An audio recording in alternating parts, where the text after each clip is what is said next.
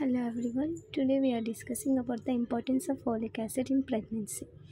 In India ఇక్కడ నేను చూసిన కమ్యూనిటీలో చూసినప్పుడు చాలామంది ప్రెగ్నెంట్ ఉమెన్ ఫోలిక్ యాసిడ్ని చాలా నెగ్లెక్ట్ చేస్తుంటారు. They won't take folic acid, tablets వేసుకోకూడదని చెప్పారు పెద్దవాళ్ళు అనేసి.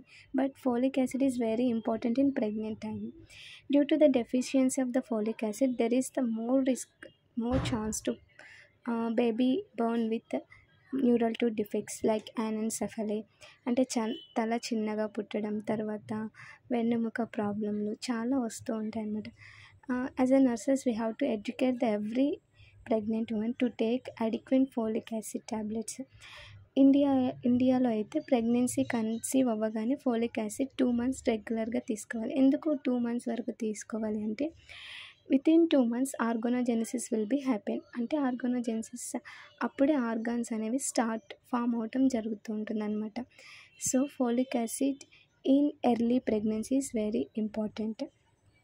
Here I'm sharing some daily requirements of the pregnancy women. Folic acid ఎంత తీసుకోవాలి, వైటమిన్ డి, అయోడిన్, కాల్షియం, ఇవన్నీ ఎలా తీసుకోవాలి, ఎంత ఎక్స్ట్రాగా తీసుకోవాలి అనేది మీకు షేర్ చేస్తున్నా. లాస్ట్ టైం ESIC ఎగ్జామ్లో ఈ daily requirement of the calcium అనే క్వశ్చన్ వచ్చింది. So it is very important to further examinations. Thank you.